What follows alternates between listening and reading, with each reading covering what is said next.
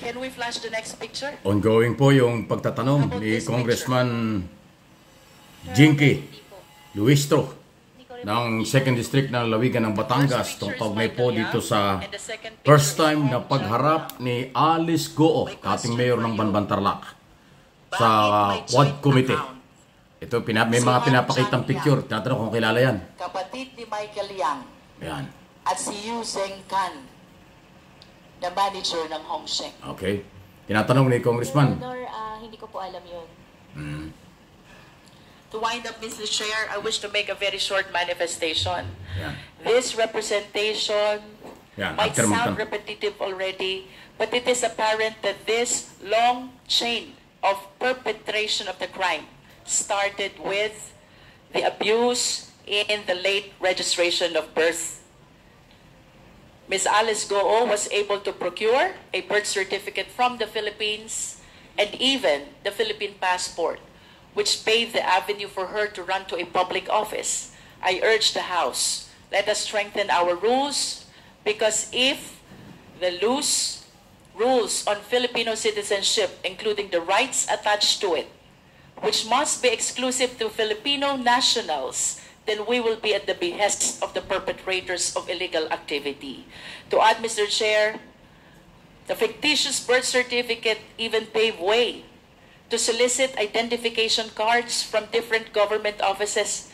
That includes the DFA, the BIR, the LTO, and the similar government offices, Mr. Chair. Second, Mr. Chair, the layering by way of registration of various documents, making it appear that they are legit corporation, makes it harder for the Philippine government to verify and even monitor the illegal activities of these foreign nationals, Mr. Chair.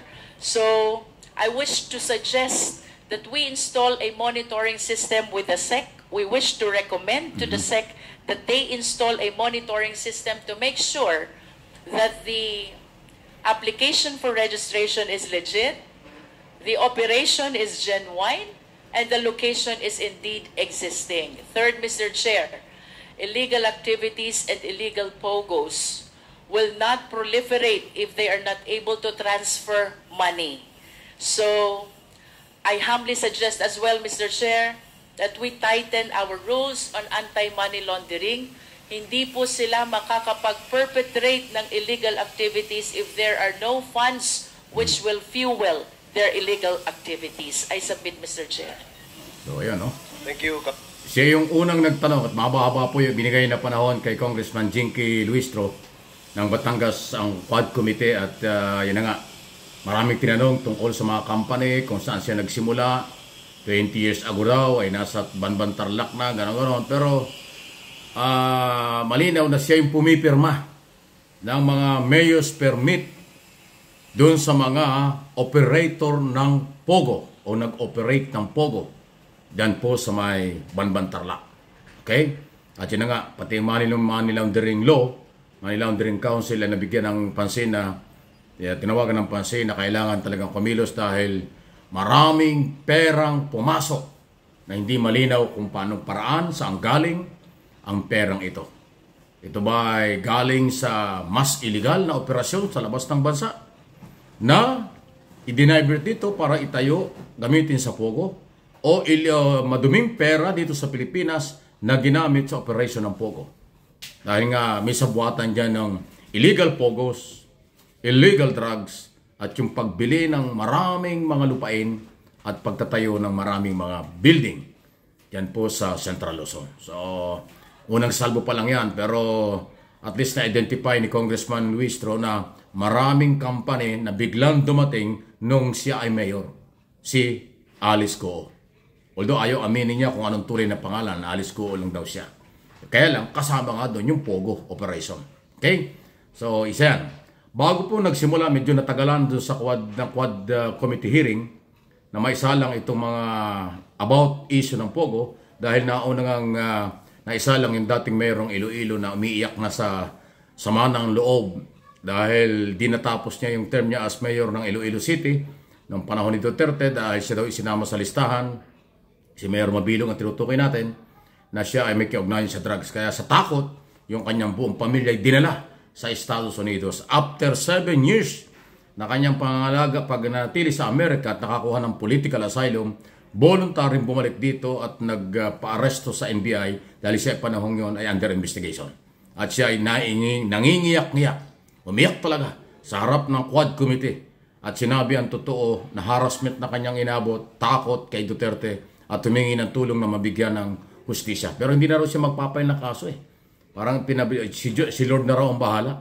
Kanya lang nailabas yung sama ng loob at harassment na naranasan niya during Duterte administration. Ayan, medyo mahaba-haba ang usapan doon. Okay? So, nagpapatuloy pa rin po ang mga hindi pa matatapos itong hearing na ito. Kasi alam naman natin, kaya nga Quad Committee yan, 4 na komite. Kaya, di umano, human rights violation, illegal drugs, illegal pogos, at yung illegal din ng pagkakabili ng mga property. Kaya nga merong Committee on Public Accounts at saka yung Committee on Public Order and Safety, Committee on Illegal Drugs, at Committee on Human Rights. Ayan po yung mga komite sa ilalim ng binuong Quad first time. Okay? Kaya mahaba pang usapin ito. Yung mga na-contempt, yung pinakulong at ang termination o ang kanilang limit sa pagkakakulong ay hanggat hindi natatapos ang Quadcom hearing, abay matagal pa yun. Pero bigla hong na-hospital, nakakasakit talaga pag nakukulong eh. Bigla po magpapa-hospital si Garma. Yung Colonel Garma na di umano may kinalaman na nagturo at nagpatrabaho dun sa mga nasa kulungan para mawala yung 3 big-time Chinese national na meron daw involvement sa drugs. Bigla nagkasakit, magpapa-hospital. Contempt pa rin yan. At hanggang ngayon, si Harry Roque ay nawawala. Kaya puganti na nga si Harry Roque sa committee o Quad Committee.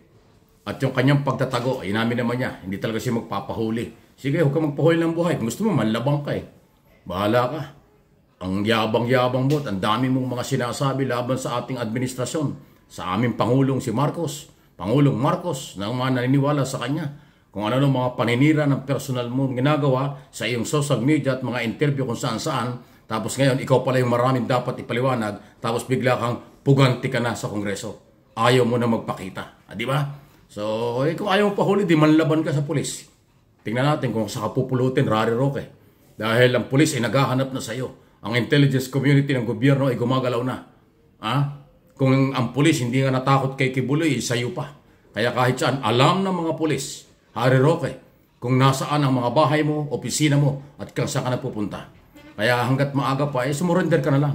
Hindi ka makakapagtago. Wala ka naman tunnel. May tunnel ka ba? Meron bang tunnel ang mga bahay mo sa Baguio? Meron bang tunnel yun na mula sa Baguio City, pupunta ng Trinidad, gano'ng kalawak ang tunnel mo? Yan, makakapagtago ka. Pero kung wala kang tunnel na katulad ni Kibuloy, hindi ka rin, mahuhuli ka pa rin. Ang advice ko sa'yo, kung ayaw mong pahuli, bahala ka. Pag nakita ka ng pulis at ayaw mong pahuli, di lumaban ka sa pulis. Tingnan natin kung saan ka pupulutin.